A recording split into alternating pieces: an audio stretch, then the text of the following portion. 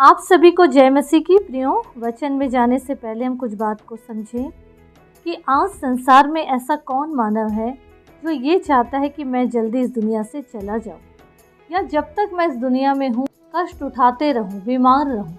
क्या कभी कोई ऐसा सोच सकता है? कभी नहीं सोच सकते, क्योंकि अगर हम चाह रहे हैं कि हम बहुत लंबी उम्र को जिए और वो उम्र में कोई दुख ना हो, सुख शांति रहे, तो प्रियो ये तो कभी नहीं हो सकता। क्योंकि संसार में अगर हम आए हैं तो सुख दुख तो लगा ही रहे, उतार चढ़ाव आते रहेंगे।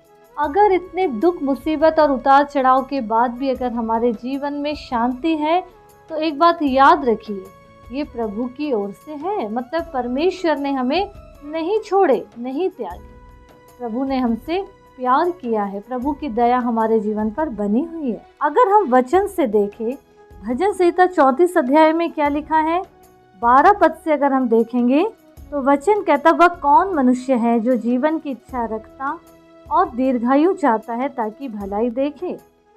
तो आगे लिखा है, अपनी जीभ को बुराई से रोक रख और अपने मुंह की चौकसी कर, उससे छल की बात ना निकले। बुराई को छोड़ और भलाई कर, मेल को ढूंढ और उसी का पीछा कर। यहोवा की आंखें धर्मियों पर लगी रहती है और उसके कान भी उसकी दुहाई की ओर लगे रहते हैं। 16 पद कहता है, यहोवा बुराई करने वालों को विमुख रहता ताकि उनका स्मरण पृथ्वी पर से मिटा डाले, लेकिन धर्मी जब दुहाई देते तो यहोवा सुनता है और उनको सब विपत्तियों से छुड़ाता है। प्रियो, अगर हम नए नियम में पहला पत्रस 3 अध्याय 10 पद से देखेंगे तो पत्रस यहाँ पे क्या बोल रहे हैं, प्रभु के दास, क्योंकि जो कोई जीवन की इच्छा रखता है और अच्छे दिन देखना चाहता है, वो अपनी जीभ को बुराई से और अपने होठों को छल की बात करने से रोके। वह बुराई का साथ छोड़े और भलाई करे। वह मेल मिलाप को ढूंढे और उसके ही यत्न में लगा रहे, क्योंकि प्रभु की आंखें धर्मियों पर लगी रहती है और उसके कान उसकी विनती की ओर लगे रहते हैं, परंतु प्रभु बुराई करने वालों के विमुख रहता है। प्रियो, यहाँ पे हमको ये समझना है, भजन में राजा दाऊद और यहाँ पे पत्रस क्या बोल रहे हैं, दोनों एक ही बात बोल रहे हैं। क्या बोल रहे हैं, हम अगर ये चाहते हैं कि जो भी उम्र प्रभु ने रखा ठहराया है, हम पूरी उम्र को प्राप्त करें, उसके बाद इस संसार से जाएं और सही तरीके से जीवन चले, तो हमको परमेश्वर के ऊपर भरोसा रखना है, अपनी ज़बान को कंट्रोल करना है, किसी की बुराई हमको नहीं करना है।